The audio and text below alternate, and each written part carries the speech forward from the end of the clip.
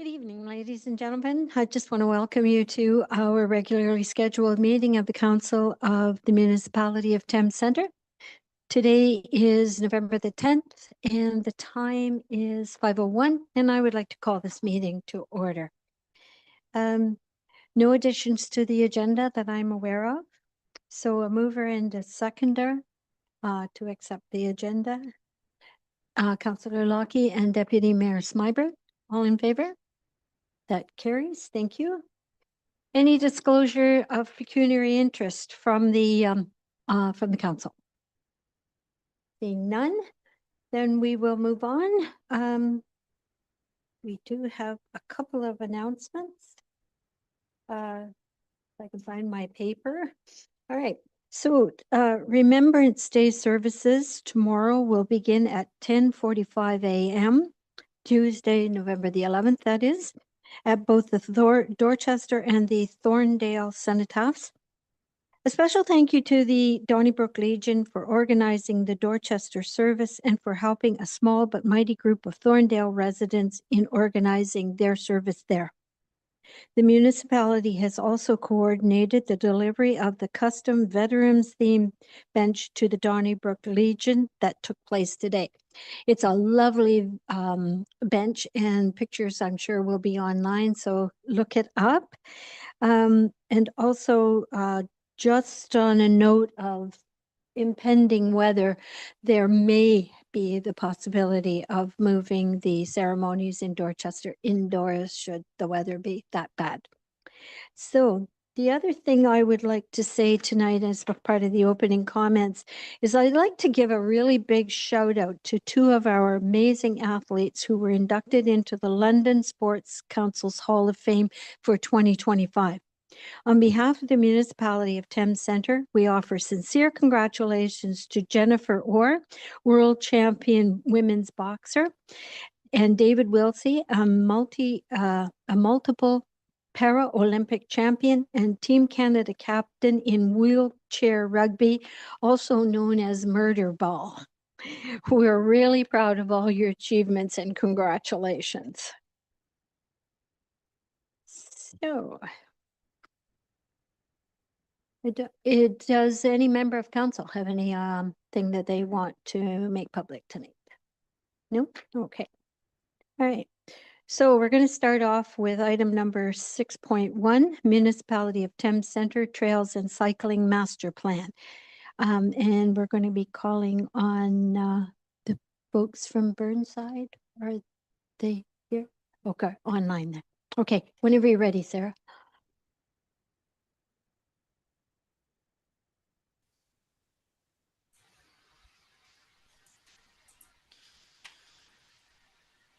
All right. Good evening. Can you hear us? Good evening, everyone. Yep, I can hear you. Okay. I'm just going to share my screen here. All right. Can everybody see my screen? Yes, we can now. Awesome. All right. So good evening, everyone. As previously mentioned, we'll be presenting the municipality's Trails and Cycling Master Plan update. The main reason of the update to the Trails and Cycling Master Plan is to continue to enhance the trails and cycling network throughout the municipality, since having great safe paths and trails is key to building a healthy, vibrant community. So as mentioned, this master plan is an update to the previous Trails and Cycling Master Plan completed in 2015. The update looked at other municipal goals and plans, including the county's overall cycling strategy, and ensured that the new master plan aligned with these documents. The main goal is to make sure the trails and cycling network works for everyone, including families, local businesses, and visitors for the next 10 years.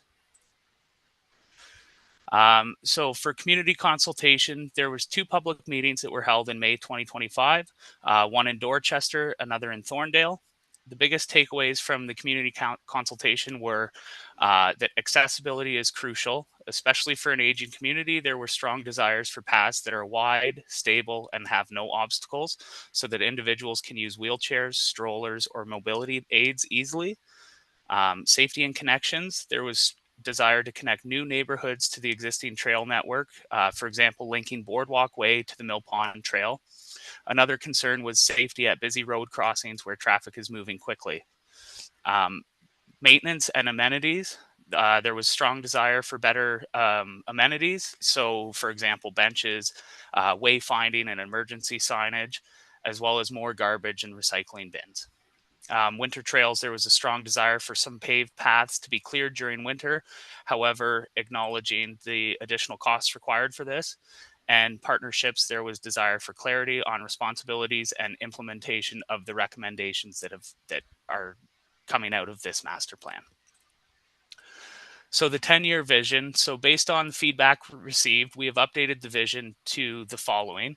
The municipality of Thames Centre envisions a comprehensive, safe, and accessible trail network that seamlessly connects residents and visitors with key destinations, adjacent municipalities, and new developments.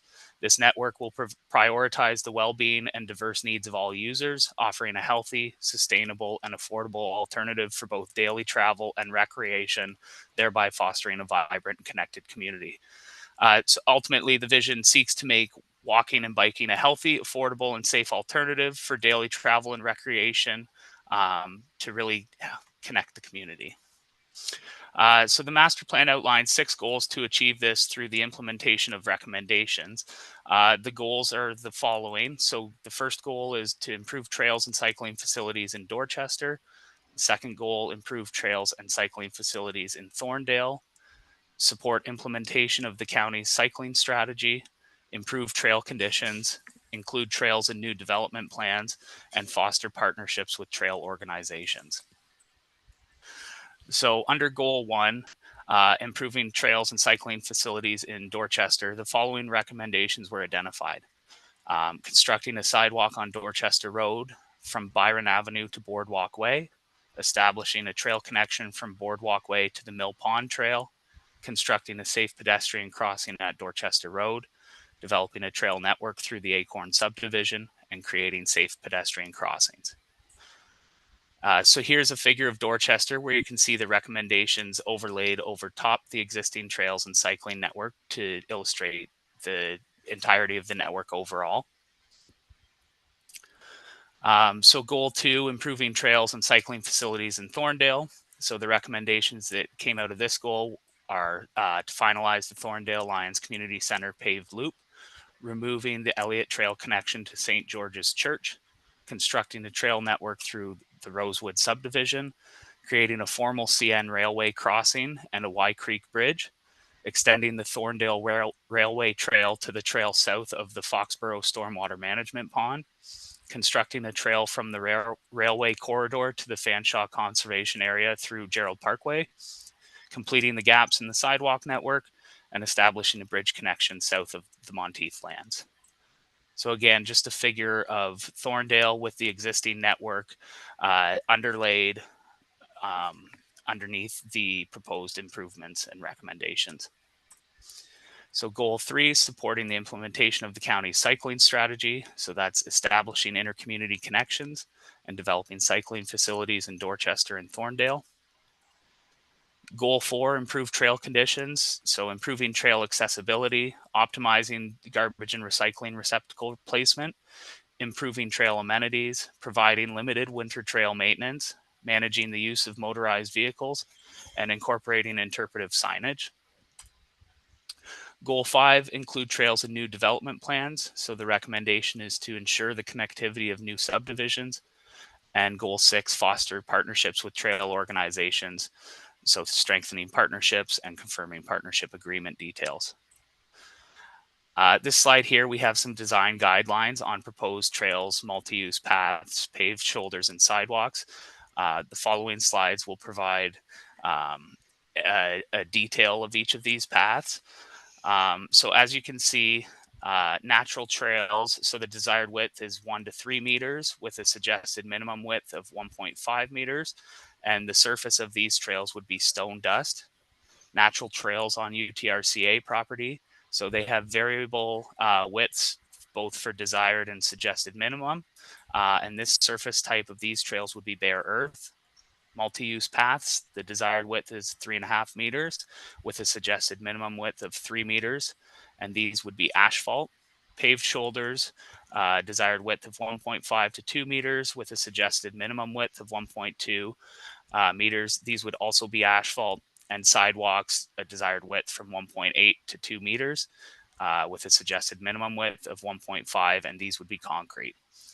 Accessibility was also a consideration within the design guidelines, specifically consideration towards the 7 principles of universal design, which are equitable use, flexibility in use, simple and intuitive use, perceptible information, tolerance for error, low physical effort, and size and space for approach and use. Additionally, accessible trails should also be safe, free of obstacles, well illuminated, easy to find, and integrated with ramps. So here is a typical multi-use path detail. This next slide is a typical stone dust path detail. Typical paved shoulder detail. And a typical sidewalk detail. So implementation priorities. So as you can see, we have split the implementation of the recommendations into 4 phases. Short term, so 1 to 3 years. Medium term, 4 to 6 years. Long term, 7 to 10 plus years. And ongoing. As you can see, each recommendation has been assigned to one of these timelines based on the anticipated implementation of the recommendation. So the total cost estimates for recommendations are as follows. It is important to note that these are very high level estimations. So for short-term recommendations for both Dorchester and Thorndale, it's approximately $434,000 for sidewalk and trail improvements. For medium term, approximately $796,000 for sidewalk and trail improvements. And in the longer term, approximately $1,152,000 for sidewalk and trail improvements. It's also important to note that these estimates do not include any costs for work done on county roads. Those projects would require further coordination and defining cost sharing agreements with the county. The following potential funding sources have been identified to assist the municipality in funding the implementation of these recommendations. So through development charges, Ontario's Rural Economic Development Program, Grants Ontario, Trillium Roots Community Support Fund, Ontario Trillium Foundation, Infrastructure Ontario's Loan Program, Investing in Canada Infrastructure Program, and Green Municipal Fund. Thank you again for your time and support. This updated master plan is a commitment to a safer, healthier, and more connected future for Thames Centre. That wraps up the presentation. So I'm not sure if there's any questions or anything, but thank you for your time. Thanks, Mr. Roddick. I will turn it over to council to see if they have any questions regarding the proposed trail. Anything from council? Councillor Heeman. Well, thank you for the presentation, and I think it reflects the quality of the community consultation. I think there will be community members who see their needs and priorities reflected in this report. So thank you. Thank you. Anyone else? Councillor Crockett? Yeah, thank you. Just to echo Tom's sentiments there. One of the things that I did notice that was omitted from the report or possibly didn't come forward was the connectivity and just general progress regarding the hamlets. This was very centered around the small urban centers of Dorchester and Thorndale. So I'm not sure if you can answer that or if that goes to our director here. Any response? Yeah, we were directed to primarily focus on Dorchester and Thorndale, acknowledging that some of the other hamlets, of course, are important as well. The rural areas are sort of addressed through the county's cycling master plan. And so our focus was more primarily on the larger communities. Okay, thank you. Thanks very much. Anyone? Oh, Councillor Heeman? As just responding to Councillor Crockett's comment, I think that some of the sidewalk improvements would be the main features in those areas, and we can continue to look at that through Public Works. I just have a question, and this is likely to staff. Having the paved, what did you call them? All-purpose trails, multi-purpose trails with asphalt. It's good in some ways, but I was just wondering, sometimes in the winter after a snowplow is or a sidewalk machine's been down that, you get that freeze thaw, and so it opens up a little bit of a problem of slip hazards and that sort of thing. Just want to draw that to your attention for something to think about down the road. And the other thing that I did notice in going through the implementation priorities, and I'll turn to our Director of Public Works regarding this one. This is action D2D, creative formal CN railway crossing in Y Creek Bridge. Is that being taken care of already in the plans from the county? No? Yes? No, I believe that's a crossing between the Rosewood subdivision and the Foxborough subdivision, I get it. basically south of Right. Thorndale Road. Okay, all right. Okay. Any other questions, Tom? I'm just wondering if the consultants have any advice as to how to go about that successfully, because I know CN can be a sticky wicket sometimes. Yeah, it would definitely require some consultation with them, and it may be more of a long-term project that does take time. So it's worthwhile to connect with them as soon as possible, acknowledging that it may be a longer process. But it has been done in many areas in many other municipalities that crossings of rail corridors are certainly possible. Okay, thank you. I don't see anything else from council. So I want to thank you very much for your presentation. And at this moment, a mover and a seconder that the presentation provided by RJ Burns and Associates Limited regarding the municipality of Thames Centre Trails and Cycling Master Plan update be received for information. Deputy Mayor Smybert and Councillor Lockie, all in favor? That carries. Thank you. All right, the next one is 6.1.2, Director of Community Services and Facilities on Trails and Cycling Master Plan. Whenever you're ready, Steve.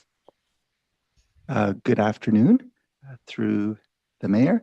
You have before you report CSF 11-25, a report which requests council's approval of the updated Trails and Cycling Master Plan as presented just now by Cole and Tricia from RJ Burnside and Associates. This master plan update was definitely a collaborative effort coordinated by Burnside, who has been fantastic to work with. I would also like to take a moment to recognize all of council, staff, and the residents who provided input on this update, with a special thanks to the Thames Centre team who worked on this project alongside me. Those being Devin Brown, Amanda Story, Jared Craven, Lindsay Noren, and Megan Fletcher. With Megan getting way more than her fair share of work to do with all of the great maps that you see within the plan and the numerous changes and updates that those maps went through several times. Burnside's done a great job already presenting the plan to you, so I won't repeat any of those details, but instead open the floor to any further questions. Thank you. Thank you, Steve. Anyone have any questions? Councillor Crockett. Thank you, Mayor. I have two questions. One of the potential, I guess, revenue generators, is there potential for private sponsors through various aspects of the trail and cycling network? Yes, I believe there is, sorry, through the mayor. Yes, I believe so. It's something that's in the works for my department that'll be coming before council probably in the new year. Will be suggested promotional and advertising and marketing plan for the department as a whole, so that we can explore other options and opportunities for businesses to sponsor anything and everything that we can think of that would make sense, including sections of trail. Not uncommon to in some communities where you'll see, that the next kilometer of road is sponsored or maintained by, a service club or something. So there could be things of that nature in the future for sure. Perfect. And then my second question, I appreciate that the kind of timeline was presented, but do you feel as though kind of the rollout of this plan will kind of be by goal number or just kind of timeline based and just with alignment of other projects?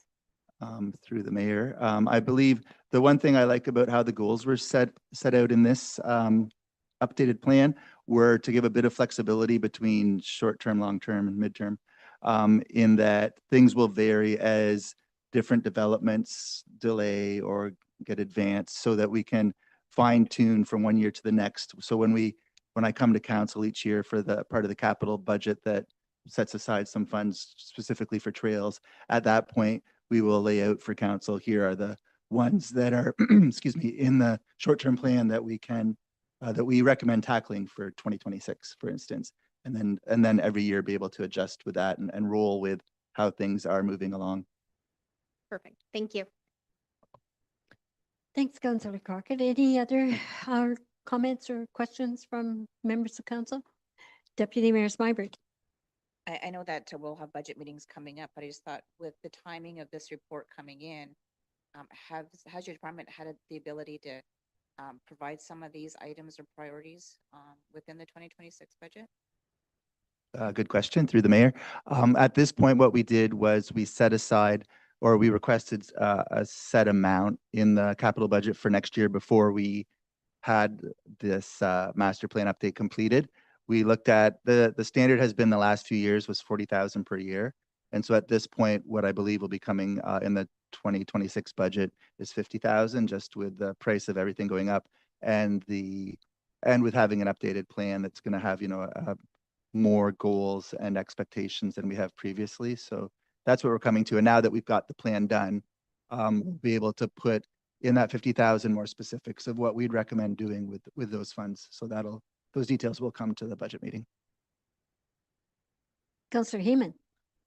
No, I just want to follow on that comment regarding the budget, and I do think that the higher amount is warranted with inflationary costs, but also this is something that I think the whole community benefits from, and I think the improvements have been received very well. So I think we should keep going.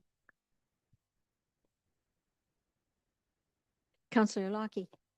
Yeah, through your worship. Obviously with having not a lot of funds available in the reserve, so hopefully that we can, try to get enough grants as we can before proceeding with anything. Thank you. Anyone else? Okay. All right, if there is nothing else to be said on this one, a mover and a seconder that report number CSF-011-25 be received for information, and that the attached final draft of Trails and Cycling Master Plan update as prepared by R.J. Burnside and Associates Limited dated November 2025 be approved. Moved by Councillor Heeman and seconded by Councillor Crockett. All in favor? That carries. Thank you. A mover and a seconder. We're moving on to item number 7, by the way. Mover and a seconder that council adjourn its regular meeting at 5:24 p.m. and move into public participation meeting pursuant to the Planning Act to consider an application listed on the November 10th, 2025 regular council agenda. Mover and a seconder. Moved by Deputy Mayor Smyberg and seconded by Councillor Heeman. All in favor? Okay, thank you. All right.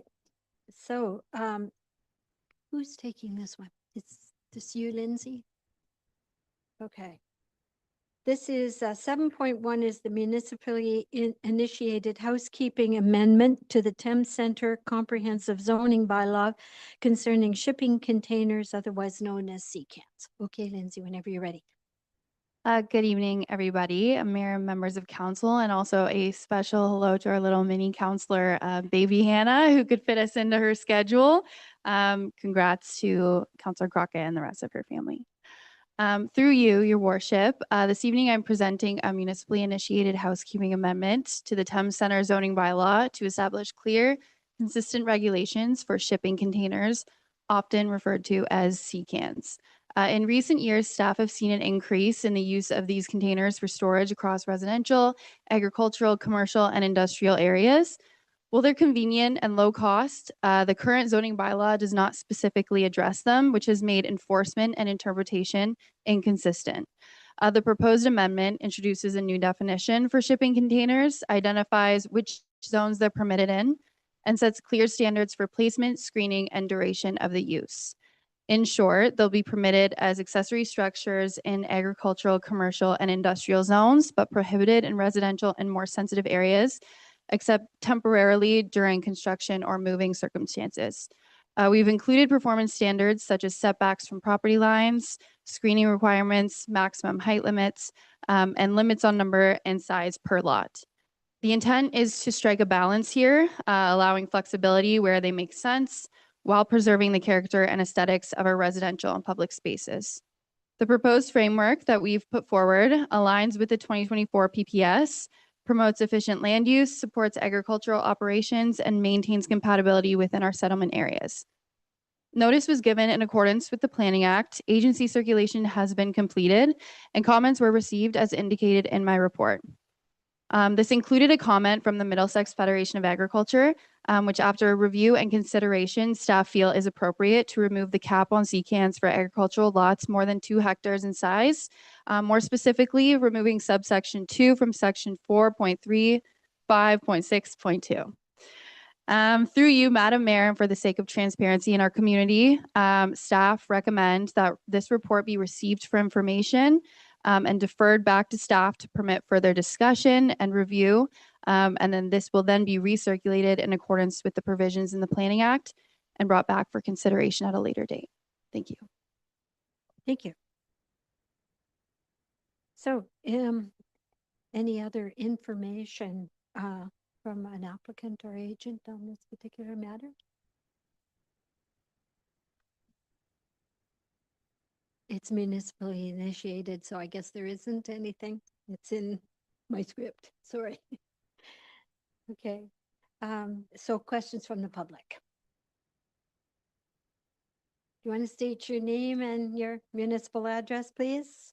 Even though we all know you. There you go. Marcel Meyer, 9 Jane Street. Through you, your worship, before I make comments, and maybe I don't need to, can I hear what changes happened that you were recommending? Yeah, so in short, our current zoning bylaw identifies shipping containers as disused railway cars, currently prohibited in all zones. So this creates complex challenges when it comes to enforcement for bylaw complaints. And then as a property owner, if you want to put one on your property, where do you even start? So that was kind of the goal of this proposal here. And like I said, we're looking to take in all comments and then review them after this meeting and incorporate them into a bylaw, which we will bring forward at a later date. So through you, your worship, on behalf of the Middlesex Federation of Agriculture, you did get our letter, but certainly we wanted to reiterate the fact that we think on agricultural lands, there should not be a limitation on sea cans, perhaps side yards, front yards, no big deal there, but to restrict sea cans to 2 containers is something that we feel in the agricultural community is a little overbearing, and we hopefully see that you understand the farming sometimes needs short-term and long-time uses of those containers for storage of their seasonal items. Okay, Thank you. thanks, Mr. Meyer. Is there anyone else who wishes to comment? No? Okay, then I'll turn it over to council in case they have any questions. Any comments? Councillor Heeman? Thank you, Your Worship. I'm happy to hear staff's recommendation with respect to the agricultural use. And I'm just curious as to whether this could also apply to commercial and industrial applications, with the caveat that those properties generally fall under site plan control, and that these items could therefore also be governed in that mechanism. And I appreciate the undertaking of this housekeeping amendment. I just want to reflect back to the circumstances which initiated it, being that we do have a large utilization of these items throughout the municipality. And I think when we think about making smart legislation, it should somewhat reflect the needs of the community and also be enforceable. And I think without those allowances for site plan, then we would have a very considerable grandfathering in situation, or what do you call that, existing non-compliant or legal non-conforming. Thank you. And yeah, I think it'd be a little cumbersome for bylaw enforcement. That said, I do have some concerns also about residential use. I think what has been prescribed is good. I can also see a world in which shipping containers are used for ARU functions. That is given appropriate engineering requirements and submitted as building applications, and with the appropriate facade requirements as well, and keeping with property standards. So I think that there may be some room for nuance in terms of the utilization in that respect. And, you know, that if it is acting as an accessory building, it should potentially fit with the same accessory side yard clearances, given that it would not be installed in an unsightly manner. So I just think that we may want to give ourselves some flexibility in that regard, as these are generally lower cost building materials that can give property owners some relief and some options in terms of improving their properties. Just likewise with the stacking recommendation, I think stacking is an important thing to regulate because of the potential safety issues in higher structures without proper foundations. But I think also in certain commercial contexts that there's nothing wrong with stacking them, assuming they're within height limits, assuming it's done safely. So just some feedback, and I appreciate the opportunity to look at these issues. Thank you. Thanks, Councillor Heeman. Anyone else? Councillor Lockie. Yeah, through your worship. So I'm just kind of curious. So you'd mentioned that there has been complaints about what sort of complaints do we normally get from like commercial users of sea cans? Through you, your worship, to Councillor Lockie. A lot of the issues that we've been dealing with through bylaw enforcement have been aesthetics, unkept sea cans, but otherwise that's something that I would have to get the nitty gritty from bylaw from, which I definitely can do, and we can chat about that offline. Thank you. And just out of a question about, say for example, there was an organization, say like a charity or something, and they wanted to, you know, convert one into like a stage or something like that. Like, will there be an opportunity for, I guess, businesses to, you know, present to staff, you know, options of what they want to do. So it's not like an outright no, and maybe, you know, the option to consider different uses. Through you, your worship, to Councillor Lockie. Absolutely. I love that. I welcome anyone and everyone to come in with any proposal they have that's creative as that. And then us as a planning department can work through like the best path for them to get there with the least amount of red tape. Okay, thank you very much. Anyone else? Amanda. Thanks. Through your worship and to Councillor Lockie, I would note in our zoning bylaw, we do have the provision of public use. So if it's on a municipal property and used for public use, it doesn't need to meet that provision, but would have to look into that as well. Thanks. Thank you. Anything else? Deputy Mayor Smybert. Just curious in terms of the limit of the 2 sea containers per property. Was there some evaluations done with other municipalities, other zoning bylaws? Is that something that you saw quite often? And is that why you're recommending that in terms of your report tonight? Through you, Mayor, to Deputy Mayor Smybert, it is something that we found in our initial due diligence screening of CCAM bylaws surrounding our community. But like I mentioned earlier in my presentation, it is something that we're considering getting rid of in the agricultural portion at this time. Through the reassessment of the provisions based on the comments received, we can explore the other provisions outlined in this bylaw, but if you'd like to know more about our research prior, I can definitely send that to you as well. That's good. I just had one other question, if that's okay. It seems as if the temporary use provisions might be difficult to enforce. Again, I'm just looking for some, I guess, background in terms of where that came from. So, so a temporary use is permitted temporarily up to 60 days for a maximum of 3 times a year. So essentially, is that half a year or 6 months? Okay. So they don't have to kind of move the sea can off the property, bring it back for another 60 days. It's half a year. I'm just making sure that I understand that.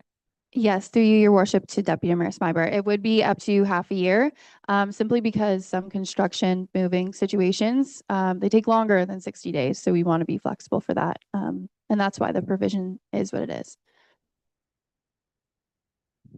Okay, Councillor Heeman, did you have a question? Or has it been answered?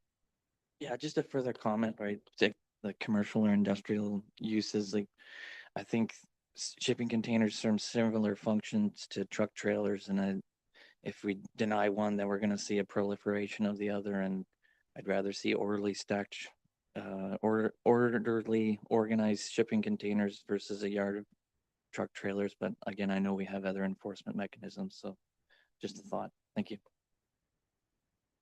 Thanks, Councillor Heeman. Anything else from the members of council? Okay, seeing none, then we have before you the motion. And we need to amend that slightly. Do we? Yes. Yes. So the deputy clerk has it on the screen that it will be deferred back to staff, which means the bylaw also won't be coming forward.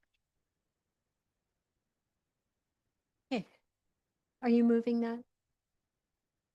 Yes. Councillor Heeman and seconded by Deputy Mayor Smybert. All in favor? That passes. Thank you. Okay. A mover and a seconder for that the planning public participation meetings adjourn at 5:38 p.m. in order to sit as a committee of adjustment under the Planning Act to consider minor variance applications listed on the November 10th, 2025 regular council agenda. Mover and seconder, Councillor Lockie and Deputy Mayor Smybert. All in favor? That carries. Thanks. Okay, the first one, 8.1, minor variance application A2-25 Sifton Properties Limited applicant for blocks 1, 2, 6, 7, 8, 11, and 15 at Hawthorne Park subdivision in Dorchester. So, Alana, you're up. Thank you, Your Worship, through you.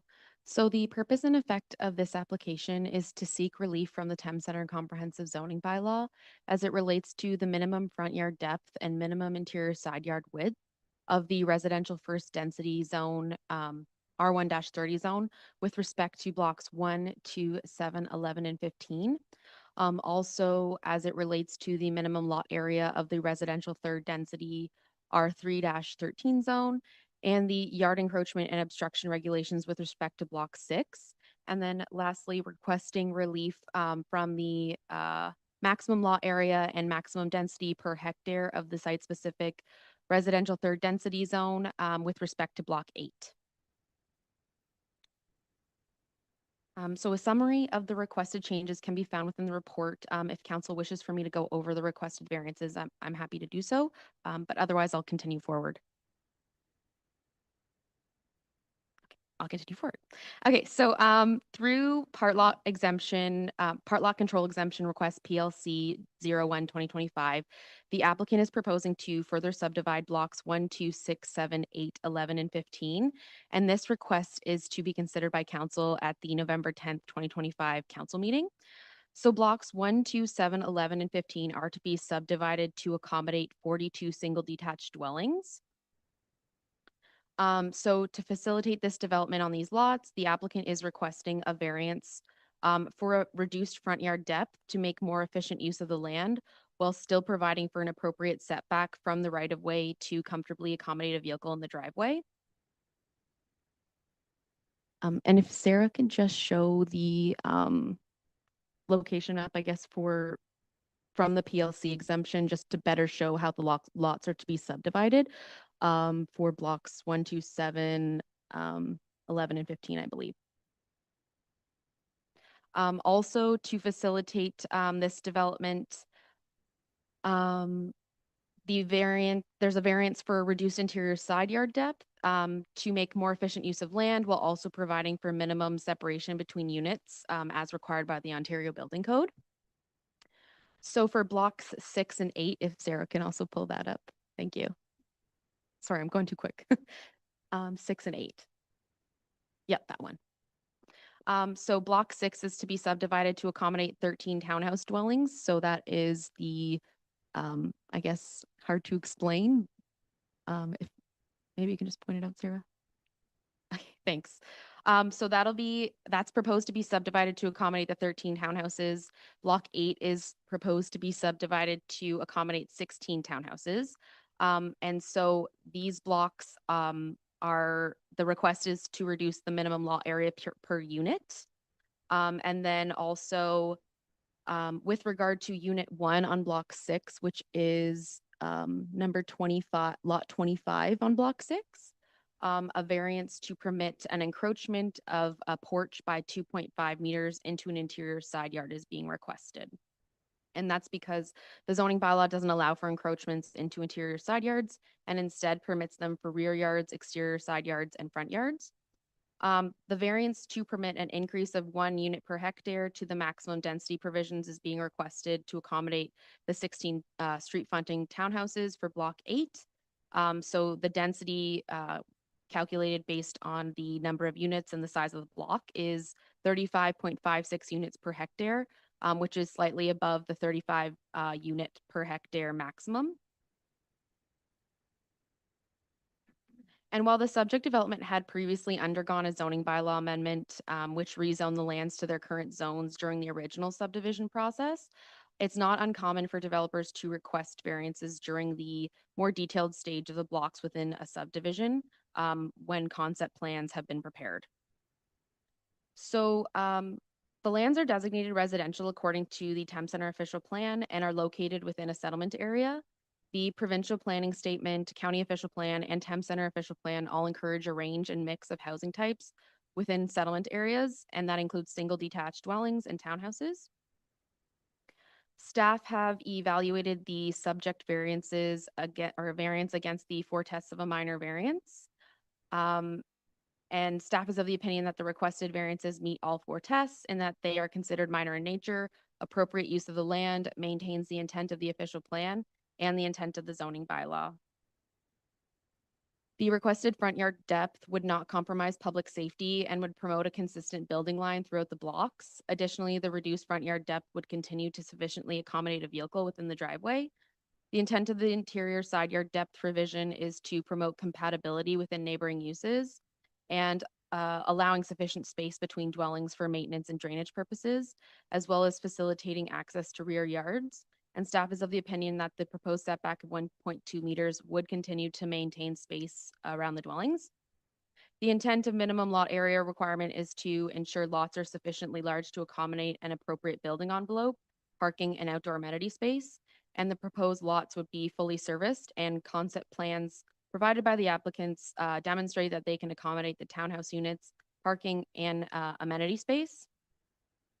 The intent of the encroachment regulations is to preserve privacy between neighboring parcels while permitting decks or porches within front, rear, or exterior side lot lines. So staff is of the opinion that it would be appropriate to require, oh, sorry. Yes, staff is of the opinion that it would be appropriate to require the porch to be no closer than 1.4 meters from an interior side lot line. So that maintains the minimum distance or minimum setback of the R3-13 zone. The intent of a maximum density requirement is to ensure there's sufficient and appropriate balance between the living spaces and the private and communal amenity spaces. In this case, the increase in density of 1 unit would result in 16 townhouses on block 8. And the applicants have provided concepts to demonstrate that the block can accommodate these units, including providing amenity spaces. So through the circulation of the public meeting notice, comments were received from the county engineer, the drainage superintendent, the chief building official, and the Upper Thames River Conservation Authority. And these comments are included within the report. After the writing of the report, comments were received from the Director of Public Works, who advised no comments or concerns. In the circulation of the notice with regard to public comments, one public comment was received from Renate and Peter Wested of 189 Byron Avenue, and their comments are also included within the report.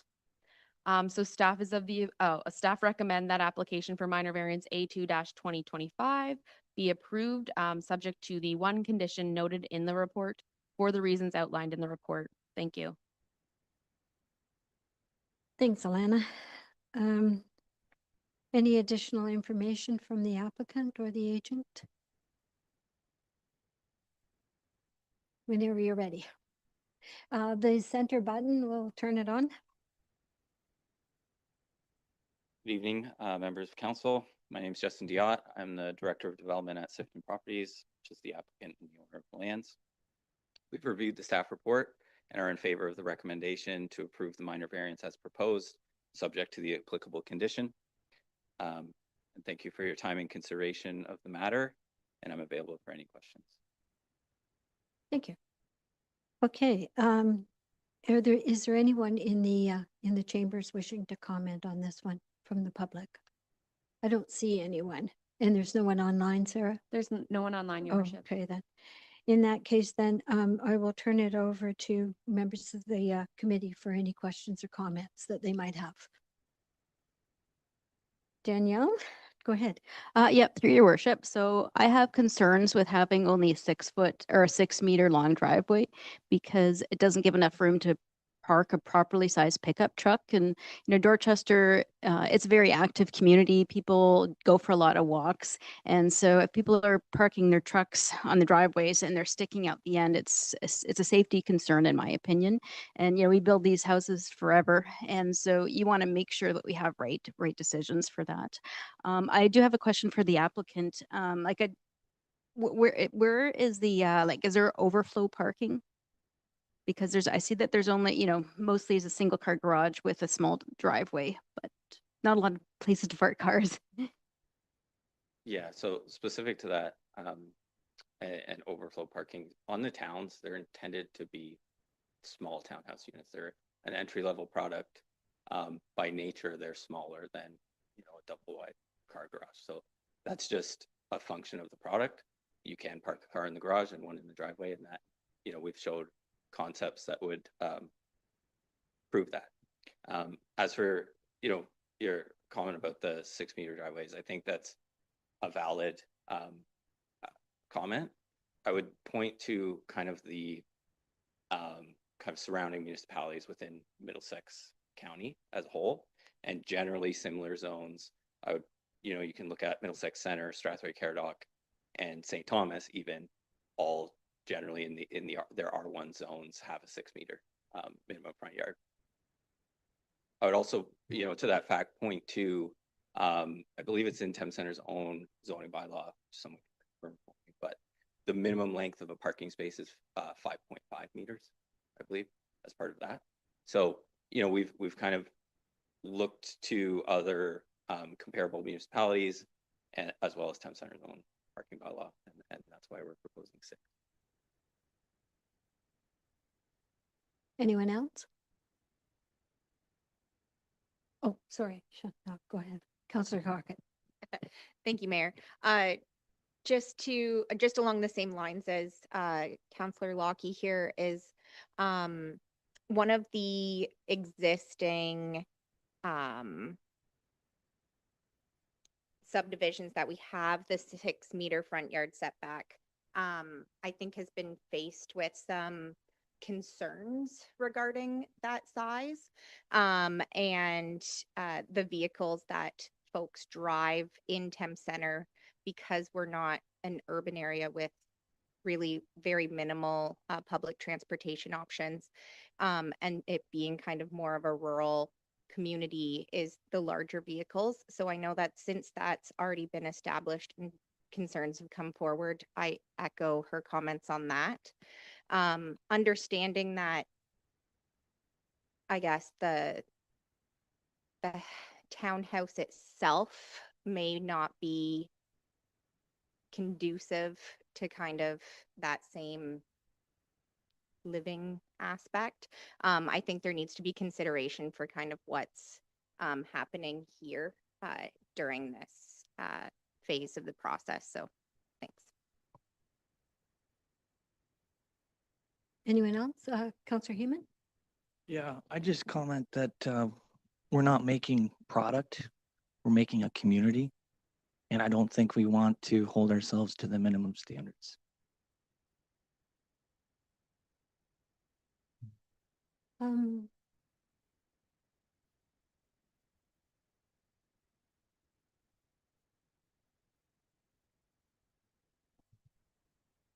Sorry, just checking. I share some of the comments that have come forward from the members of council as well.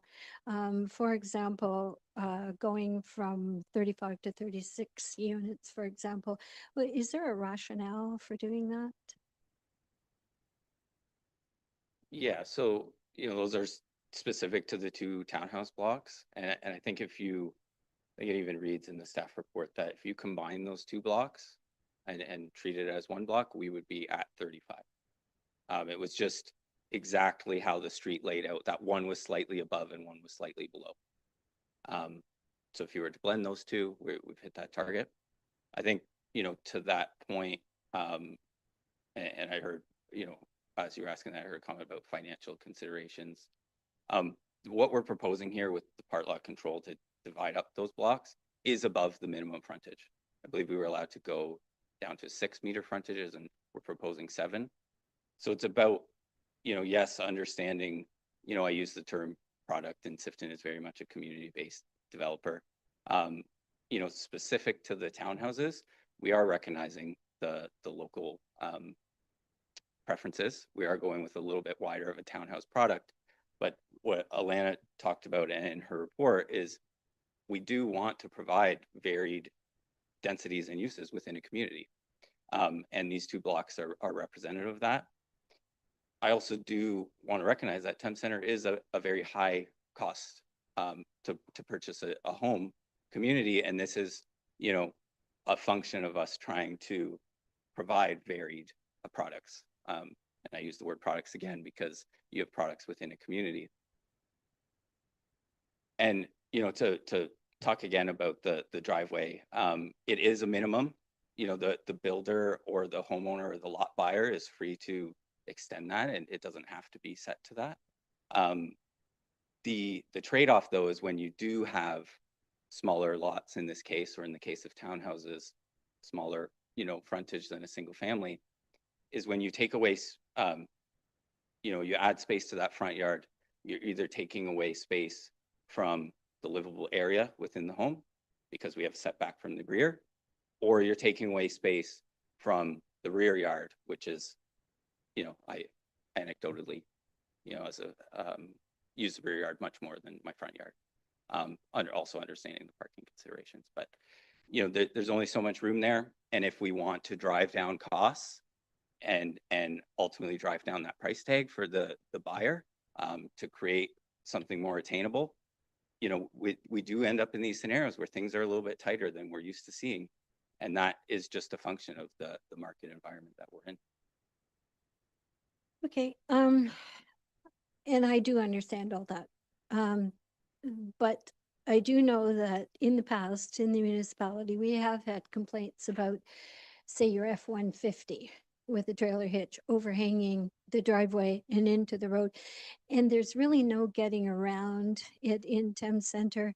If you go to the arena on any given Saturday morning, it's largely trucks, vans, and SUVs, and very little in the way of, sort of the regular passenger vehicles. So I think that that is a concern that we have, not only for our residents here, but going forward. That so the if there's some way that Sifton can work with the plan that kind of accommodates that thinking, that I think would be appreciated by council. Okay. Any other comments from council? Okay. Well, at this moment, if there are any other, if there are no other, we will move to close the public participation hearing. And the decision will be, oh, I'm sorry. Through your worship, I'm just wondering if we can amend the motion to be deferred back to staff if council is not in support. I know we have in front of us the 6 meters, so just looking for further confirmation from council. Is council agreeable to that? You're nodding your head, so yes. And a seconder for that? Yeah. Councillor Lockie? Yeah, I'll second to defer. All right. A vote from council then? And sorry, unless through your worship, unless the agent or applicant have an alternative recommendation, deferral is kind of the option that I was aiming for. I'll pass it back to Justin through your worship if he does have any additional comments. Yeah, I guess just with respect to the deferral, a lot of, certainly staff and I know some councillors and yourself, Mayor, we've been trying to get this development online and to the point where we can build homes and bring people to the community for some time. And I would advocate that if there was a way to, not defer, I guess. And so I guess if can I ask that, or maybe it wasn't clear, is the 6 meters specifically, has it not been voted on yet, or is that being denied at this point? Right now, it's just been moved and seconded. It hasn't been voted on, so we do have the ability to make friendly amendments if they want to, or they can vote on that and then move forward and put another motion, or it's kind of up to them. Okay. So having said that, and in the interest of, our main driver here is bringing this community to Dorchester, I would be amenable to some kind of alternate. Okay, then. Yeah. All right, I'm going to defer to the clerk as to how we proceed on this one. So at this point, I would say, if you want, you can vote. I would say you should vote on the deferral, and then go from there. If it's defeated, you can come back and have a conversation about changing information in it, in the original recommendation. Like he said something about changing the 6 meters. So that would be up to your conversations at that point. All right, so on the deferral motion, we'll call the vote. All in favor of that? Or you want more discussion on the matter? You want to have a discussion? Yep. Sure. Go ahead, Tom.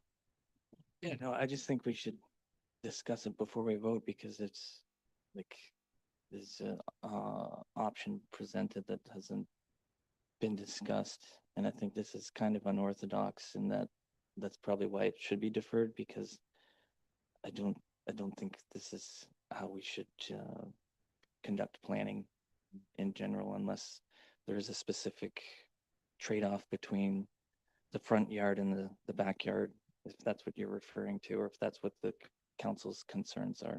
Like there's a lot of different factors at play that I don't know if we can balance in open council. So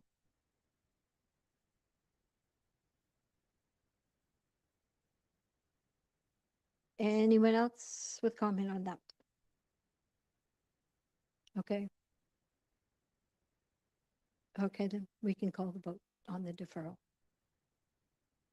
All in favor? Opposed? Okay, so, all right, I would move for a short deferral and try to get back to you as soon as possible. I understand that you want to get going, and I fully support that. But this is a little bit of a sticky wicket for a few of us. So that motion then carries. Okay.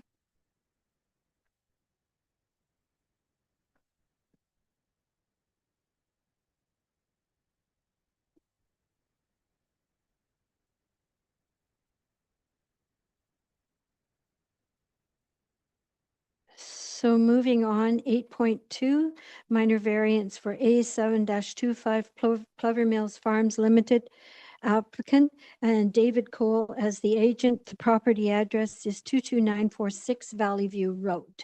And Elena, or, oh, no, I'm sorry.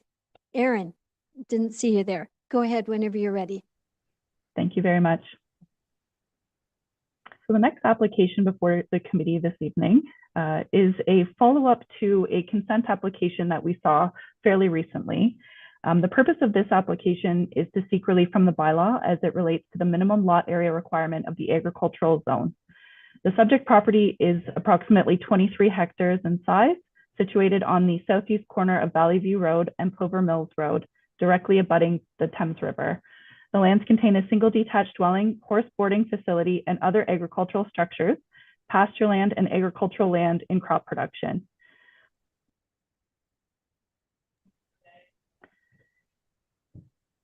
The property also contains significant woodlands as identified within the Middlesex Natural Heritage System study, a portion of which is to be conveyed to the adjacent landowner. The lands to be conveyed are approximately 3.43 hectares in size and consist entirely of significant woodland. The parcel is designated protection area and agricultural in the Thames Centre official plan and zoned environmental protection EP zone under the bylaw. Again, the associated application for consent was approved by council on September 22nd of this year. The retained lands for consent B16 are approximately 19.72 hectares in size. They are designated agricultural and zoned agricultural and environmental protection. The A zone requires a minimum lot area of 40 hectares, although the existing parcel is legally recognized in its current configuration. The consent approval will further reduce this area below the minimum standards, and therefore a minor variance was required to address the deficient lot area, which was added as a condition of approval for consent B16 in September. So I analyzed the application against the 4 tests of minor variance. Specifically in regards to the fact that the area being conveyed was not ideal for agricultural production, given its natural heritage features, topography, and proximity to the river. The retained farm parcel, which will be about 19.7 hectares, will continue to support viable agricultural operations, including the existing agricultural buildings, cultivated lands, and pasture lands. The variance does not introduce new development, servicing demands, or land use conflicts, and will maintain the long-term agricultural and environmental integrity of both properties. Finally, its removal from the agricultural lot does not reduce the function of the agricultural area, and the proposed variance simply recognizes a technical reduction in lot size resulting from a boundary adjustment with the natural features without compromising the agricultural intent. The application was circulated as per the requirements of the Planning Act. We did not receive any comments or concerns from any departments, agencies, or the public. Therefore, my recommendation this evening is approval. Thank you. Thank you, Aaron. Is the applicant or the agent available to comment or? Oh, there you are. Sorry. Do you have anything you wish to say? Okay. All right then. And are you Dave Colden? Right. Yeah. Okay. Okay. So, anyone from the public? There's no one online, Your Worship. Okie dokie. All right then. In that particular instance, then I'll turn it over to questions from the committee members. Anyone with a question on this one? No? Okie dokie. If there's no discussion, then the public present participation hearing is now closed, and we'll move to the decision as outlined on the screen and on your copy of the agenda.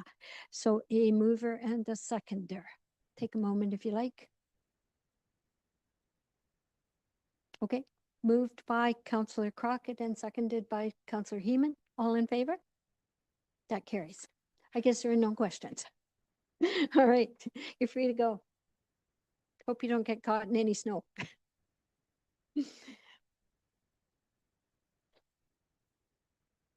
All right, item number 8.3 is a minor variance application A9-25, Frederick Jamieson and Susan Jamieson as applicant, Stuart Finlater as the agent, and the property address is 5242 Marion Street. An overview from the planner. Banana? Thank you, Your Worship, through you. So the purpose and effect of this application is to seek relief from the Thames Center zoning bylaw regarding the maximum floor area permitted for accessory buildings. This relief is being sought to facilitate the construction of an accessory building in the form of a shop slash detached garage. So the applicants are proposing to construct a shop with a floor area of 116 square meters entirely within the agricultural A zone portion of the property. And this property also contains an existing detached garage with a floor area of 112 square meters. And so together the total proposed accessory building floor area would be 228 square meters.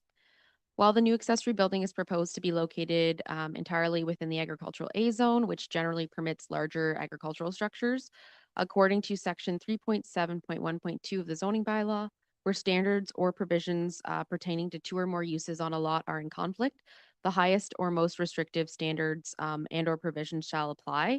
And in this case, both zones allow for accessory buildings. Therefore, the accessory buildings is bound by the regulations for accessory buildings in residential zones, as they represent the more restrictive zoning provision that would be applicable. So as set out in the zoning bylaw, within a residential zone, accessory buildings are limited to a maximum floor area of 90 square meters or 75% of the floor area of the dwelling, whichever is lesser. And given that the proposed shop would exceed this limit, the applicants are requesting permission to increase the allowable accessory building floor area to 228 square meters. So the lands are designated residential within the settlement area boundary and agricultural outside of the settlement area boundary, according to the Thames Center official plan. And the lands are specific temporary use, future development, agricultural and temporary use agricultural zones per the zoning bylaw amendment that went forward earlier this year in June. So the staff have evaluated the variance against the 4 tests of a minor variance and is of the opinion that all 4 tests have been met. The intent of maximum floor area restrictions for accessory buildings is to ensure these buildings remain subordinate to the residential use of the lands. And in this case, the building would remain a residential accessory building. And as mentioned, the detached garage would be generally screened from view by the detached accessory building and dwelling, and also the wooden fence at the neighboring property at 5256 Marion Street. And that would reduce visual impacts of the proposed structure and also would ensure the dwelling would remain the dominant feature. So staff is of the opinion that this variance maintains consistency with uses on the subject lands and maintains the intent of the zoning bylaw. Following comments from the chief building official, staff contacted the applicant's agent, who confirmed a revised request to increase the total maximum floor area for accessory buildings to 229 square meters, so 1 meter different from the original request, based on what was in the building permit. So staff considers this 1 square meter difference to be minor and not a significant change to the original request. So with regard to comments received, in regard to agency comments, the county engineer provided no comment. The director of public works advised no comments or concerns.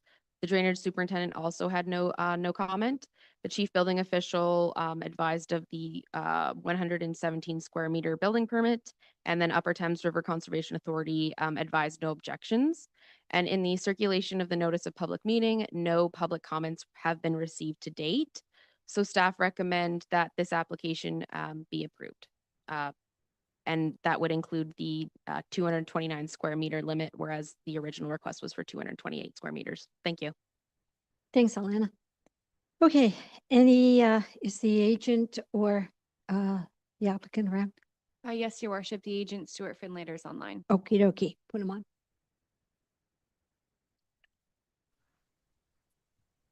Hello, can you hear me?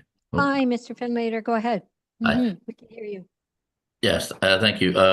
I've reviewed the staff report and have no concerns with the recommendation and would simply ask the committee to approve the application as we applied for.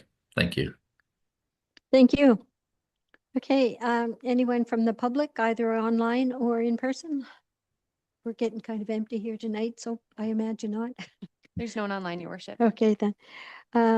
Any questions or comments from the committee members? Nope. We're all good with this one? Okay.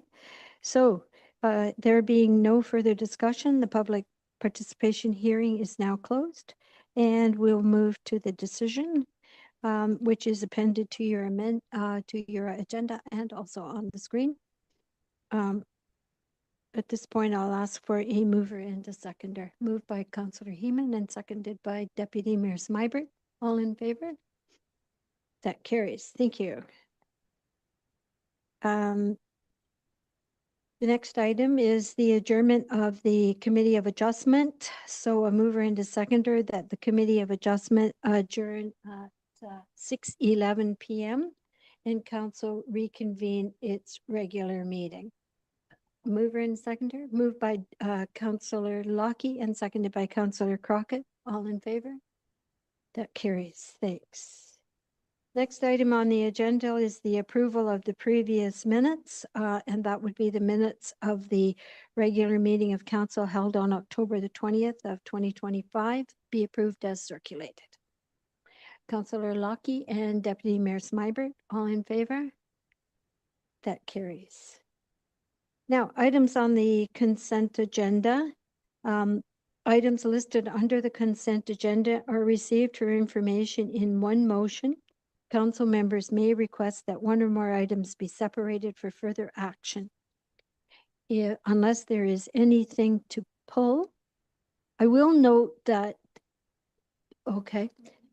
I just wanted to note too that on 10.11 and 10.13, there are deadline submissions. So on the water and wastewater, the deadline to submit comments is November 22nd.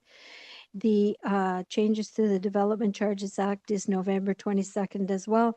And the second one, Bill 60, delays acting faster, is November 23rd, 25. Okay, anyone you wanted to poll? Councillor Crockett? Not necessarily pull a particular item. I was just wondering if staff could provide comment on whether or not we will be entering comments to the items 10, 11, 10, 13. Okay. I believe that's in the works. Amanda? Through your worship and to Councillor Crockett, we'll work together as staff and compile some comments to submit by the deadline. Okay. If I'm not mistaken, on the Bill 60 and the Development Charges Act, also Councillor Crockett, that the county is also having a look at that as well. Okay, well, that being said then, oh yes, go ahead. Through you, your worship, I just wanted to mention too that in item 10.12, that builders or developers are able to submit requests to defer DCs and pay upon occupancy now. So we're going to let the development community know that. We have a builder's email, but I just wanted to mention it during the council open meeting. All right. Okay, anything else on that anybody wants to? All right, so the recommended motion that the consent items 10.1 through 10.13 be received for information. A mover and seconder. Moved by Councillor Heeman and seconded by Councillor Lockie. All in favor? That carries. Thanks. Reports of departments. The next one is 11.1, application for part lot control exemption PLC -1 -25 Sifton Properties Limited. Mayor, oh, sorry, Mayor, just before you get too much farther into that, planning has advised us that they can't move ahead with this part lot control exemption until they get the approval, appropriate zoning. So it will also return with Okay. the minor variance. All right. What is, yep. Could we Councillor not Freeman? approve it with the exception of blocks 6 and 8, with the affected blocks? Sure.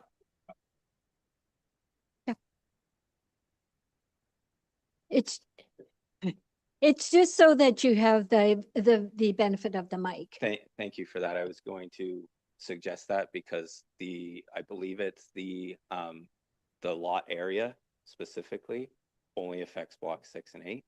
Everything else for that matter is fine. So that, yes, we can talk about the townhouses and understanding, but at the very least, the part lot control allows us to continue on with something we can sell, conforming without the minor variances. Okay. Yeah, it's just up to the planner. So she's just checking.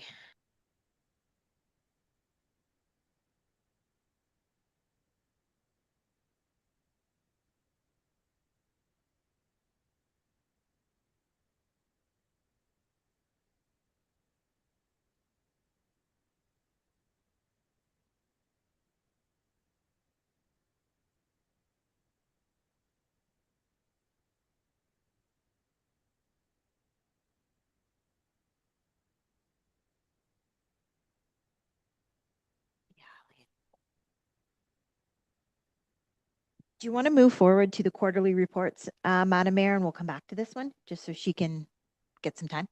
Okay, we can give the planner a little bit of time here. So the 11.2 then on your agenda is the third quarter departmental reports from July to September of 25. There's no one presenting this, so any information or any that you may require, questions that you may have, now's the time to ask them. Councillor Heeman. Well, I just want to thank staff for preparing all these reports and draw attention. Item 11.2.B. This is probably one of the most difficult updates we've received since we've been doing these updates. So I think that's important that why we have these reports, so that we know what to expect when it comes to budget, that we are seeing significant impacts with respect to building and development and that's effect on assessment. So thank you for the bad news. And I'd like to echo that it is nice to get these reports. Okay, anything else? So a mover into seconder then that the department quarterly reports for the third quarter of 2025 be received for information. Yes, something else? Just one point from the fiscal variances. I just wanted to give our treasurer an opportunity to comment if there's anything you wanted to elevate at this time from that report. Mr. Milson, anything you want to comment on or bring forward? Not at this point. I think it's the variance is looking fairly healthy. However, there are a number of allocations that haven't been completed. So it seems to be higher than it typically is. For example, in the fire department, I know we don't pay some salaries until the end of the year. So those kind of things, those timing differences that I mentioned, need to be processed to go through to really see what the variances are. But it's looking fairly positive from the amount of analysis that we was able to do. Good. Does that help, Tom? Okay then. So then getting back to that, if there's nothing else from the members of council, the mover into seconder for this. Moved by Councillor Deputy Mayor Smybert and seconded by Councillor Lockie. All in favor? That carries. Thank you. Do you want us to move on or are you ready? Through your worship. Okay. So with regard to part lot control exemption request, blocks 1, 2, 7, 11, and 15 won't be impacted. But 6 and 8 do require the minor variance in order to ensure the lots are in conformity with or complying with the regulations that are proposed. Okay. So just for 1, 2, 7, 11, and 15. Sure.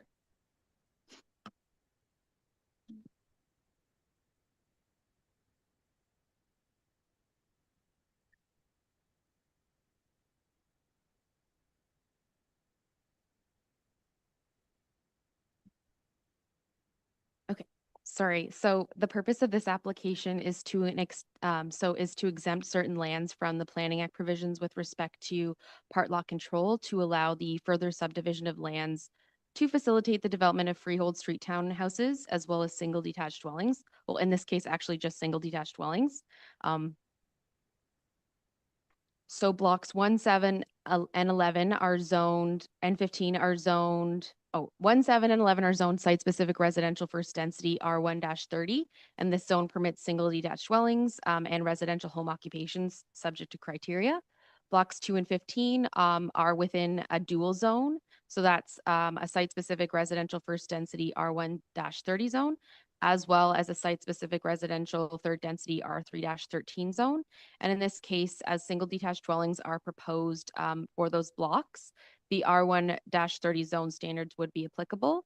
The dwellings are to be serviced by municipal piped water and sanitary sewers. And so to allow for the ownership of individual dwelling units on separate lots, the applicant is requesting an exemption from part lot control for a period of 3 years. The Planning Act permits municipalities to pass bylaws to exempt lots or blocks within a registered plan from part lot control. So further subdividing of individual lots or blocks can occur. Blocks 1, 2, 7, 11, 15 are to be subdivided to accommodate 42 single detached dwelling lots. And an exemption to part lot control is necessary since a part of a block or a lot cannot be conveyed to another party without a planning approval. And council has the authority to pass these bylaws. However, it does not come into full force and effect until the County of Middlesex issues a decision which has been delegated to the Director of Planning and Development.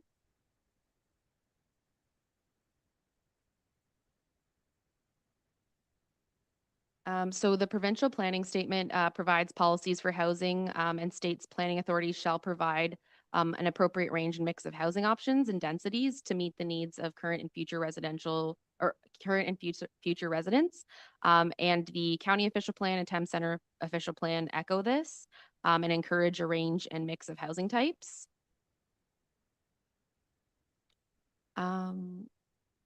So the PPS also states that municipal water and sanitary sewage services are the preferred form of servicing for settlement areas. So the property these blocks are proposed to be serviced by full municipal services. And although there is no legislative requirement for public or agency consultation for part lot control exemptions, the approved site works for this proposed development are captured under the Phase 1 subdivision agreement. Staff would also like to note to avoid subsequent transfers without a Planning Act consent, the part lot control exemption would expire in 3 years, as the subject applications would meet the requirements for the part lot control exemption and is consistent with the planning framework. It's respectfully recommended that the requested bylaw be approved. So that is staff's recommendation that part lot control exemption PLC-01-25 for lands legally described as blocks 1, 2, 7, 11, and 15 be approved, and that the implementing bylaw be adopted as included as amended in the bylaw portion of the agenda, and that the adopted bylaw be forwarded to the County of Middlesex for consideration of approval. Thank you. Thank you, Alana. All right. So any questions for council? Councillor Heeman. I'd move the amended motion. All in favor? That carries. Okay.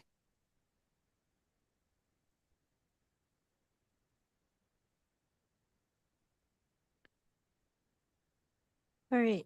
The next one is 11.3, the Canusa Ice Rink Replacement. Director McDonald, whenever you're ready.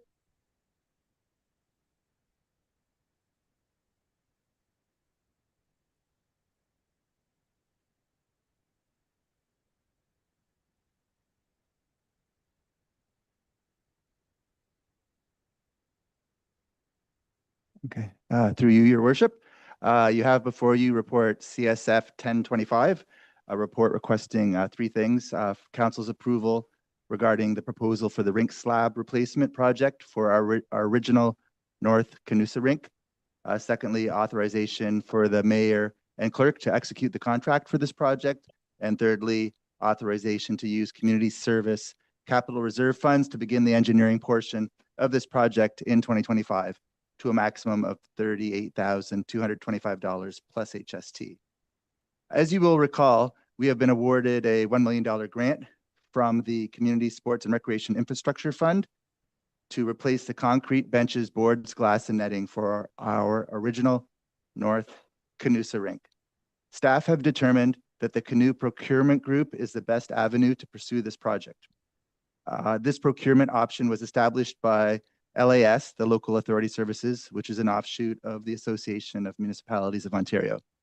Some of the key benefits of this program are outlined on page 2 of the report. This procurement process ultimately resulted in the attached contract and price from Toromont, also known as Simcoe. In early discussions of this project with Simcoe, we identified the scheduling risk if we are unable to initiate the project until the 2026 budget is finalized.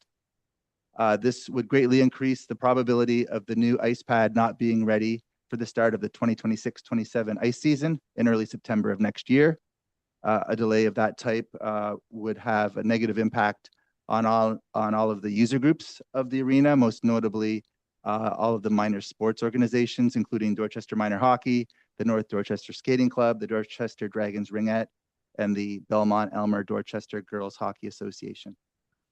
Approval of the recommendations in this report allow engineering work to start immediately. That would be the only work that would be happening this year. So no physical construction. However, doing this will greatly negate the risk of the schedule impacting the start of the next ice season. The immediate start for engineering will put our project ahead of schedule compared to other projects in Simcoe's portfolio, thereby also avoiding a competition for similar resources at a similar time, and also help to finalize all details for ordering all parts and materials sooner rather than later, which again will get us ahead of some of the other projects that are in Simcoe's portfolio for work. Any engineering costs billed to Thames Centre this year can be covered by our 2024 operational surplus. The council approved to be contributed to the Community Service Capital Reserve. The full capital budget for this project and sources of financing will be submitted as part of our draft 2026 budget. And with that, I'm happy to answer any questions you may have. Thanks, Mr. McDonald. Any questions from the members of council? Councillor Heeman. Just a quick comment. I'd like to say thank Director McDonald for, again, proactively identifying this need and getting grant funding and now getting a jump start on administration. So thank you for all your hard work. Thanks. I would echo that. Anything else? No? All right then. So a mover and a seconder for the recommended motion. Moved by Deputy Mayor Smybert and seconded by Councillor Crockett. All in favor? That carries. Thank you, Steve. All right, the next item on the agenda is policy review, delegation of authority and hiring policies. So I turn this over to our very capable clerk. Hi, thank you, Your Worship. So as part of the council direction to initiate the review of policies, this is my first round of them. Unfortunately, we were a little delayed from the schedule I proposed simply because we had the heavy planning schedule October 20th, and I didn't want to add to that evening. So we had reviewed the delegation of authority policy. I did it with the mayor. We also compared it to several other local municipalities in Middlesex County and neighboring communities. It was last brought forward in April of 2025, but I do believe in discussing with our current interim CIO and some other municipalities, they always review it prior to bringing on board a new chief administrative officer, just to make sure they do any delegated duties, in fact, line up with council's expectations. So the highlights are in my report of what I suggested some changes. I also want to note there's some signing authority changes in there that is actually going to be covered under an execution of documents policy, which will come as a will come probably at your next council meeting. It is just in the works, being reviewed by our legal department with the county. So we are reviewing it right now. It's pretty, and nothing actually changes for delegated authority right now until we pass the bylaw. So these are just for your comments. And then the other one, it actually became very clear that I had to move up the hiring policy when reviewing the delegated authority policy. It just clarified a lot of the roles and gave a little stronger idea as to input for council for hiring of senior staff. The process for a CAO follows what we did. So I based that off of a neighboring policy, which was pretty well done. And then it was also, we had internal disclosure policy.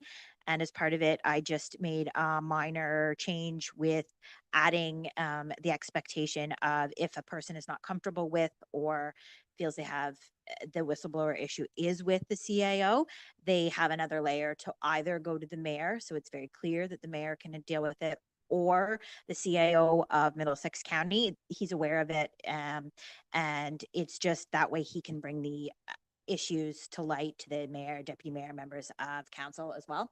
It just gives an extra layer of protection. And it was one I frankly was surprised wasn't there. It was very common anywhere else I've always worked. We usually went to the county. So those are the highlights of my changes. If you have any questions, let me know. Thanks, Jana. So there again, any questions? Chantal. I don't have any questions. I'm just gonna take a page out of Tom's book and send you a big thank you for pulling this all together. I know that there's still gonna be a ton of work to do during your policy reviews over the next few months, but this was a big hurdle to jump over to start with, so thank you. And I certainly, Jenna and the clerk's office is working really hard on this, and I commend them with all the things that they have on their books right now. This has been it's overdue, and it's time we had a good look at things. And so thank you, thank you, thank you. Just before you get too far, I would be remiss if Oh, I didn't You thank. don't want SM us to thank you? Well, I'd like to thank the rest of senior management for also reviewing and giving input. So it's Okay. helpful. That's fair. Okay, thanks.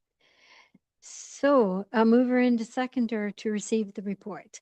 Deputy Mayor Smybert and Councillor Heeman, all in favor.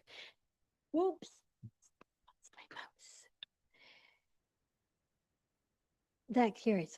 Sorry, I got distracted. Okay, boundary agreement with the City of London. Mr. Craven, you're up. Thank you, Your Worship. Report before you, PW 01325 recommends council's approval for a new boundary agreement with the City of London for shared winter maintenance of boundary roads, replacing the expired 2019 agreement. The proposed terms detailed in attached Schedule A with changes highlighted in red, maintain consistency with prior arrangements while achieving equal distribution. There are no financial transactions involved in this. Okay. Thank you, Jared. Any questions from members of council regarding this? No? Okay, I'll move her in second. Would you have a question, Tom?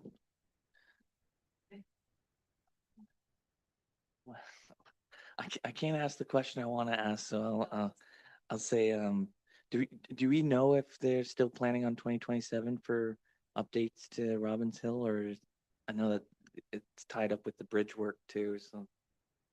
Through your worship, I haven't heard different that it's not going. So I think it is. All right, so we'll call that question again. A mover and a seconder. I think the deputy mayor moved. Did you? Yes, I did. Okay, who was the seconder? Councillor Heeman. All right, then you threw me there, Tom. Okay, all in favor? That carries. Thank you. And thanks, Jared. Okay, the sidewalk plow addition for the 2026 budget consideration. Jared again. Yeah, thank you, Worship. Before you report PW 01425 is background information in response to a February 24th, 2025 notice of motion. Staff recommends budgeting in 2026 for a new trackless MT7 sidewalk snowplow with sanding and salting attachments to address growing winter maintenance demands from new subdivisions and eliminate uneven services caused by the single unit currently shared between communities. The purchase will require a new full-time flex operator split between transportation and parks and facilities departments to start November 2026. A full business case will be presented during the 2026 budget deliberations for council's consideration. Thank you, Mr. Craven. Any questions, comments from Councillor Lockie? Yep, through your worship to Director Craven. So, so we see that we'll be adding a person. So in the past, was it done by like a contract? Like we'll be receiving monies from needing less of a contract, or we just were really super stretched? Like in terms of our current resources, like we just weren't able to get to the snow fast enough. Through your worship, currently the minimum maintenance standards say they make us respond to when a snow event is finished. We're supposed to maintain sidewalks, have sidewalks cleared 48 hours after that snow event. We are hitting the minimum maintenance standards. Having the second unit here allow both units to go at the same time. So it's not, A then B, A and B will both be done at the same time. So we're hitting minimum maintenance standards, but we'll be doing it even quicker than we are right now with the second unit. Anyway, Councillor Heeman? So, thank you, Director Craven, for bringing this forward, and I think it's very timely given the events of last night. Although we do have a little bit of time to see this come to fruition, I think good things come to those who wait. And just addressing Councillor Lockie's question, we did previously have contracts, and then we no longer received bids from contractors, requiring us to do it in-house at added capital expense and personnel expense. So I think it's it is an added cost, and I think that is something that does provide an additional benefit to the community, even though we are meeting our statutory obligations. I think there is an expectation of when we had contracted it that you would get snow removal more or less same day, and this would bring us back to that level. Through your worship, if I may add too, we're looking at different attachments for the sidewalk plow that we can use it can be utilized in the summer too, with Parks and Rec and i.e. like a gang mower, like a set of mowers for large areas too, just to make it more, I guess, useful in the summer and winter. Good. A follow-up? Yep, sorry, yeah. Would we also be able to use it for any of the winter trails maintenance? Your worship, yes. All right, then. That's it. Deputy Mayor Smyrick. Thanks for the report. So because it needs budget approval for 2026, we're not going to be able to implement anything until November 2026.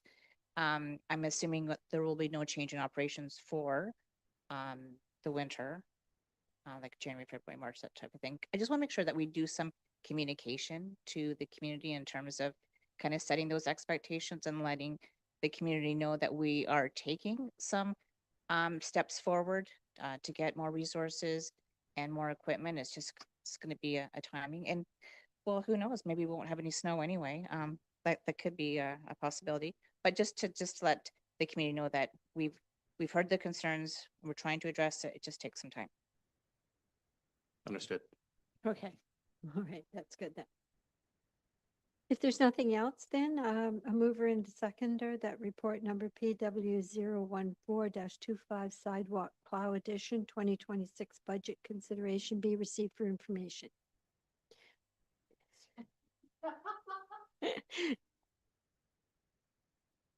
We're hearing from our newest counselor.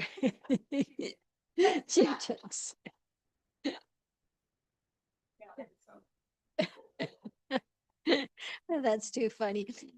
Okay, so moved by Deputy Mayor Smybert and seconded by Councillor Heeman. All in favor? Any other voices to be heard from? Okay. All right. Oh. So that all in favor, that carries. All right. Okay, Jared, you're up again. You're getting paid by the report. Thank you.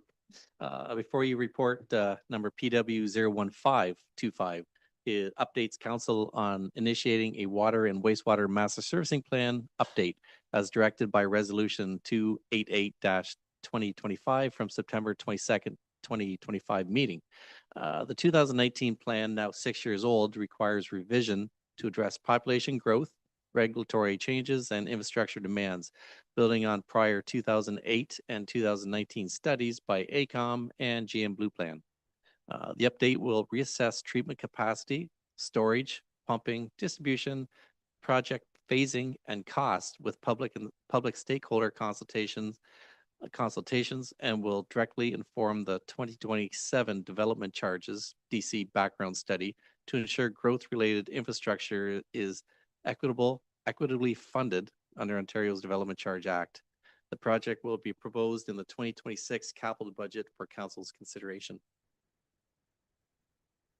you have any questions, I'd be happy to answer them. Any questions? Okay, Councillor Lockheed. So when we say the capital budget, so would this come from like the DC's reserve or the like the wastewater? Through your worship, it'll be the DC water and wastewater DCs will be, I don't know what the percentage is right now, but it'll be greatly funded by both those DC funds. Okay, thanks. Anyway, okay, Councillor Smybert and then Councillor Heeman.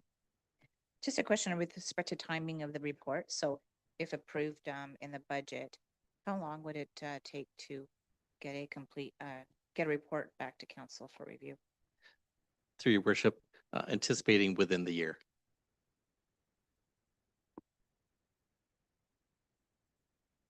Thank you, worship. To Director Craven, yeah, I think it's very timely given that we have changes to the development fee act and administration, and again, seeing roughly 3-year period of permitting and building below the estimates of the previous plan. So I think this would be a good opportunity to take stock. Thanks, Councillor Heeman. If there's nothing else, then a mover and a seconder that report number PW 015-25 Water and Wastewater Master Plan and Development Charge Background Study update be received for information. Moved by Deputy Mayor Smybert and seconded by Councillor Lockheed. All in favor? That carries. And it looks like there's another one for you. Go ahead, Jared. Thank you, worship. Before you report PW-01625 recommends renewing Miller Waste Systems curbside collection contract for 1 year at $498,000 base plus adjustments, excluding the blue box recycling portion, which is being shifted to producer funded in 2026, saving approximately $498,000 annually. Current programs such as the weekly/bi-weekly garbage, oversized waste, all yard waste are funded currently by the $150 property fee with 45 tags that are issued to each property. Renewal with Miller ensures service continuity through this transition. Miller has delivered reliable, compliant collection for us for the last 5 years. Thank you. Any questions of the director? Seeing none, a mover and a seconder that the report number PW 016-25 be received for information and that council direct staff to renew the contract with Miller Waste Systems, Inc. for 1 year at a base, 1 year term, at a base cost of $498,000 plus additional house counts and fuel adjustment. Oh, I'm sorry, did I miss you? Sorry. So, I'd be in support of that motion, but I just wanted to take the opportunity to ask, we did have the delegation to council requesting an review. And is that report coming, or is this as part of that? Your worship, this is our review. With the transition happening with blue box material and it just, yeah, there's a lot of unknowns with the producer-led blue box material and the municipality just looking after garbage and our garbage programs. We want to get 1 year under our belt to see what the program looks like before we change up, any kind of garbage, our garbage programs right now. We just wanted to wait another year. Okay, thank you. All right. So then back again, a mover and second for the recommended motion. Moved by Councillor Heeman and seconded by Deputy Mayor Smyberg. All in favor? That carries. Thanks. Thank you, Jared. Okay, reports of committees. Items listed under reports of committees are approved by council in one motion. Council members may request that one or more items be separated for further action. So unless there is any questions or comments regarding these reports, I'll move her into seconder. Councillor Heeman? No, I just want to comment, I'll make the motion, but I want to comment also that with the Thorndale Alliance Community Center Ad Hoc Committee, we are looking at adjusting the scope to look at consultation for the grounds in its entirety, so that we are looking at all possible trade-offs of siting a potential expansion. So I think this will keep the committee busy with community consultation and reviewing potential layouts. This does delay any potential timeline on a actual building design. So I just wanted to highlight that to the community or to council and the community. And this is in an effort to make sure that we are not being overly hasty, and we in the past, when site hasn't been considered first, it has resulted in some unintended consequences, and wish to avoid doing that in this instance. Thanks, Councillor Heeman. So Councillor Heeman did you have a question or a comment? Go right ahead. Thank you, Mayor. I just wanted to point out that although we didn't have a special events committee meeting on October 8th, that Festival of Lights will be taking place on November 21st. And I believe that there's been a poster circulated, so the details of that are out there, and we hope to see everyone there. And hopefully the snow stays for that one. We'll see if we can plan it. Okay, we have this, mover for acceptance of the reports. So a seconder, Deputy Mayor Smyberg, all in favor? Any opposed? Okay, that carries. So the mayor's report. For activities over the month of October, I have the following to report. The month started with a 2025 Middlesex County Agribusiness Tour beginning at Van Osh Farms in Ailsa Craig and touring such businesses in the county, including Dairy Lane Farm Systems, Cronican Orchards, Arva Flour Mill, as well as a new poultry processing plant in Lucan. Find these tours really interesting and a great way to get to know all that Middlesex County has to offer. On October the 3rd, we opened our first ever EV charging stations at the Arena Complex, and there are 2 more available at the municipal office. October the 11th saw the annual Thanksgiving Parade in Dorchester and a chance to help celebrate 170 years of almost continuous operation of the fair. My sincere thanks to everyone involved in the organization and to all groups and businesses that enter the parade to make it a highlight of the year. Of course, included in my agenda were and are a series of council meetings, meetings of county council, and my additional responsibilities of being a member of the Kettle Creek Conservation Authority Board, the Library Board, and as well a number of public open houses concerning planning and development, and one-on-one meetings with our residents concerning issues that are on their minds. In mid-October, I was pleased to attend the annual Western Ontario Wardens Caucus held this year at the Lamplighter Inn in London. A very well-attended conference with a number of great speakers who shared their thoughts and experiences of municipal matters and to some extent provincial issues as well. Thanks to Middlesex County Economic Development for sponsoring a booth to highlight all that the county has to offer. October is also Small Business Month in Ontario. And as we have done in past years, Council has made it their mission to visit and speak to a number of our local Thames Centre businesses. It's very important for the municipality to do as much as we can to support local businesses and to encourage our residents to do the same. They really are our backbone.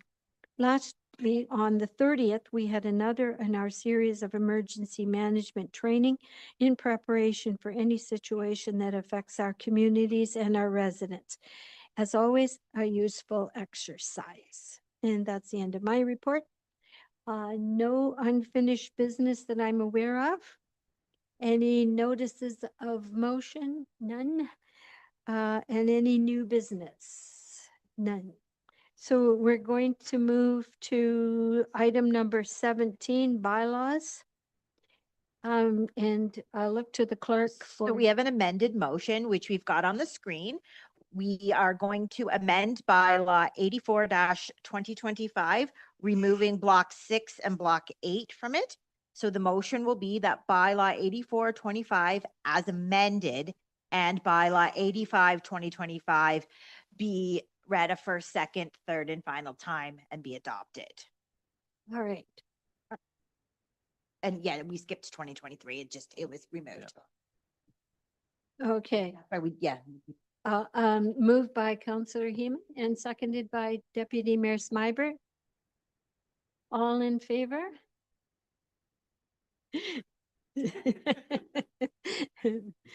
Okay. Then the almost last bylaw 85-2025 being the confirmatory bylaw to adopt, confirmed, and we already adopted it. I'm sorry.